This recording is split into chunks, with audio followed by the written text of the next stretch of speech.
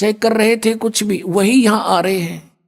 या बिल्कुल कोई नहीं कर रहा था, वो कोई एक आधा वैसे संस्कार वश ना उसका, तो वो वैसे एक आधा पुण्यकर्मी प्राणी होता है। वो एक आध कहता है जी मैं तो उसे पूजा किसी की नहीं करा करता, और नास्तिक भी नहीं था, तो वो अलग बात है, और वो भी सुखी था।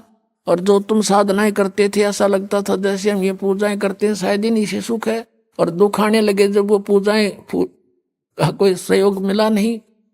तो इस प्रकार हमने इस ज्ञान को भी समझना है और भगवान को भी जानना है। तो अब परमात्मा ने आपको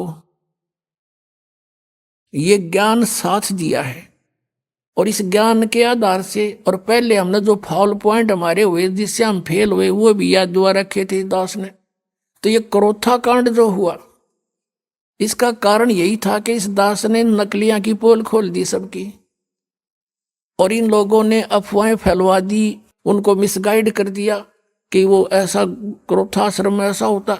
समाचार पत्रों में भी ऐसी भूंडी बदनामी कर दी, लेकिन मेरा एक भी बच्चा हमसे दूर नहीं हुआ, क्योंकि वो दास को बहुत गहराई से समझ चुका था। तो इसलिए आज वो जो पहले फेल हुए थे तुम आज पास हो गए। किस कारण से पास हुए? कि आप जी ने परमात्मा को पहचान लिया, आप शिक्षित हैं। वेदों को दिखाया दास ने, गीता जी को दिखाया, पुराणों को दिखाया, अन्य नकलियों के सब आपके सामने इतिहास दिखाए, तो आपको 100% विश्वास हो गया कि कबीर इज गॉड, और हमारे गुरुजी हैं, चाहे कोई कुछ भी कहो।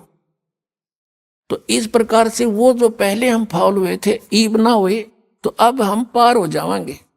हमने भगवान को पहचान लिया, कबीर परमात्मा को परमात्मा मान लिया, और ऐसे बिना हम आगे चल नहीं सकते थे।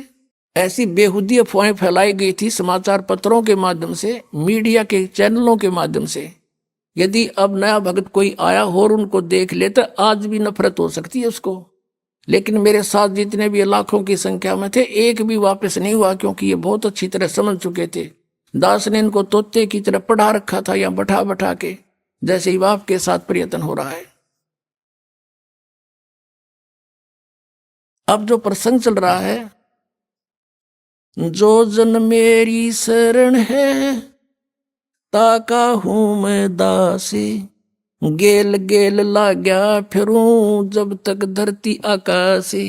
जो बच्चा गौ की नजर में यूं साई को संत, भक्तों के पीछे फिरे यू भक्त वत्सल भगवंत।